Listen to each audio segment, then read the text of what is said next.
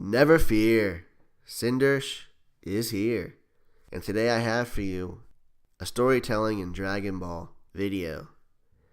And today we're going to look at Saiyan transformations, discuss their use within Dragon Ball Z and Dragon Ball Super, as well as the complications that have arisen because of the God transformation in Super, in terms of how do you power scale them.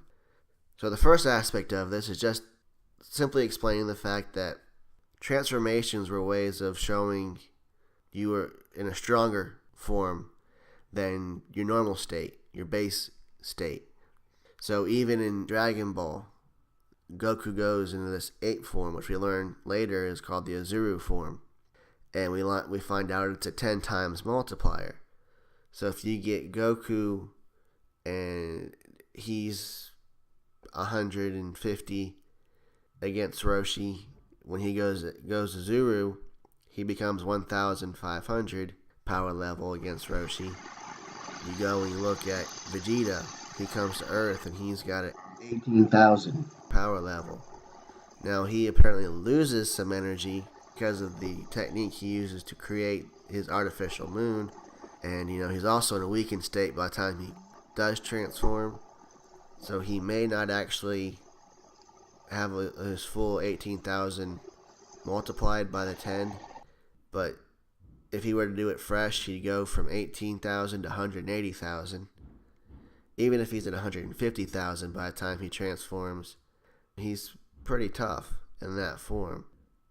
Enough so that he could have taken on a Ginyu by the time he is on Namek. If he had his tail and created this artificial moonlight, he could have gone and been 240, 300,000 in his Uzuru's form. That almost gets him close to Frieza's first form, weakest form. Almost. And of course, by the time they finished facing Ginyu, that kind of transformation would have put him much closer. And by the time he's able to half stand up to final form Frieza, where he's got to be 2 million, 3 million, something in that range against Frieza, that 10 times multiplier would make him 10, 20 million. And that still wouldn't put him strong enough to face Frieza in his final form. But if he were to kill Frieza before he maxed out, maybe, or before he even hit 50%, maybe he'd be okay. But he'd put up a fight against Frieza with just his Zuru form. And of course, Goku comes along, and then in that point, against Frieza, he hits a new level, an even better level, and he transforms into Super Saiyan. This legendary state Vegeta kept hoping he would hit, because he knew its power would be even better than the Uzaru form. And Goku reaches it, and he gets this big boost in power. And so that's what these transformations do. They give you this big boost in power. Zuru does it 10 times. Super Saiyan 50 times. Super Saiyan 2 is 100 times your base, or twice Super Saiyan. And then you've got 4 times Super Saiyan 2 for Super Saiyan 3. 400 times his base. And that's Super Saiyan 3. And then in Super we get introduced to not just a new transformation, but a new type of ki as well, as Beerus comes looking for the Super Saiyan God. And Goku undergoes this ritual and becomes a Super Saiyan God. And I don't want to deal so much with the ritual as a transformation. Beyond mentioning it here, we can almost pretend like the ritual doesn't happen. Especially since once I know the Saiyans can use the God Ki, Whis finds another way for Vegeta to obtain it and master using it without the ritual transformation. And so the ritual kind of becomes pointless. There's no need to see the red form ever again. Because even if it was a little bit stronger, it's less reliable in that you need Saiyans to come together to be vulnerable for a small period there to reach it. but they get this blue form. Now they've got another form we know is supposed to be stronger than Super Saiyan 3. That would be the point of another transformation, is it's going to be stronger.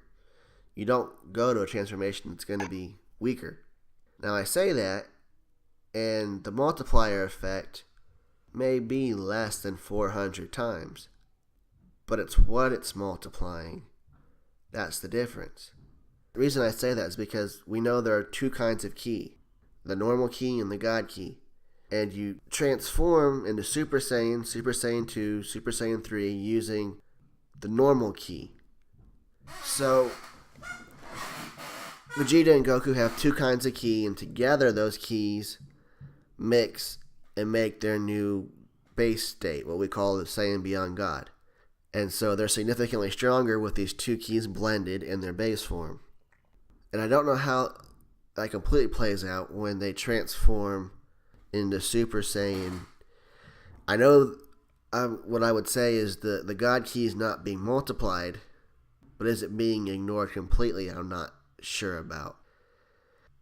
But I believe that the Super Saiyan 2 transformations are still only tapping into multiplying the normal key.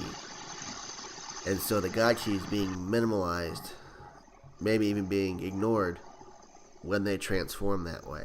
And so it's less draining, but it's also a weaker transformation because you're only transforming one of the two kinds of ki. And how much of their ki is a mix of God ki and normal ki, we don't know. Is normal ki 30% of their ki now? Is it 70%? Is it 50%?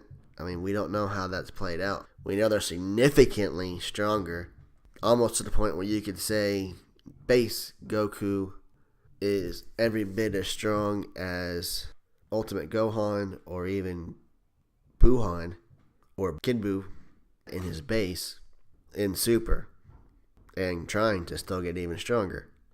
And so there's more ki to be transformed, but how much of it gets transformed at Super Saiyan versus how much of it gets transformed at Super Saiyan God, Super Saiyan. So when all of it's being transformed for this blue hair, even if they're not getting a 400 times multiplier on all of it, they're getting a 200-300 times multiplier on all of it, it's going to be more than saying a 400 times multiplier on half of it, if that makes sense to you. It does to me. And like I said, we don't know how much of their actual ki is God ki versus normal ki. We know in their base form, Krillin and the rest of them can sense them, and in their Super Saiyan forms, they can sense them.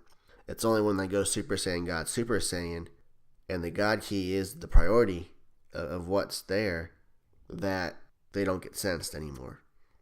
And so it's a bit confusing to power scale Goku and Vegeta, even when they go Super Saiyan or Super Saiyan 2 against someone else, like, say, Super Saiyan 2 Trunks, or Super Saiyan Vegeta versus Super Saiyan Kaba. How do you rate Kaba versus Vegeta? Does Kaba really have more normal ki than even Vegeta does? Than Goku does? And the same with Trunks. Does Trunks have as much or close to as much normal ki as Goku, that in their Super Saiyan forms they're still pretty close? In their Super Saiyan 2 forms, they're still relatively close. And if Trunks is going to learn Super Saiyan 3, they'll still be pretty close. I don't know. It's really hard. It's hard to tell. But the reason I think they could be close, at least in the transformed states, is because Goku and Vegeta are not multiplying both forms of ki they have.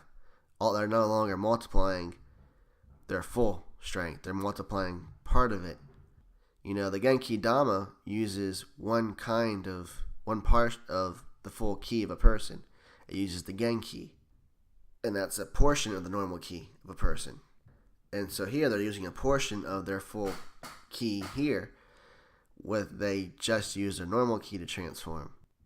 I hope all that makes sense to you. If you have any other questions, you still think I need to clarify a little bit more, feel free to comment and let me know. I think I've made some sense out of that for everybody. This is Super Saiyan 7 Cinders. I hope you will check out the rest of my content. I hope you will like this video, and I will be back with more content in the near future. So thank you for watching. Dragon Ball, Dragon Ball Z, Dragon Ball GT, Dragon Ball Super are property of Funimation, Viz TV, Fuji TV, Toei Animation, and Dragon Ball Z Abridged is the property of Team 4-Star. Of course, all of it, the initial creator for them was Akira Toriyama. Please check out their content.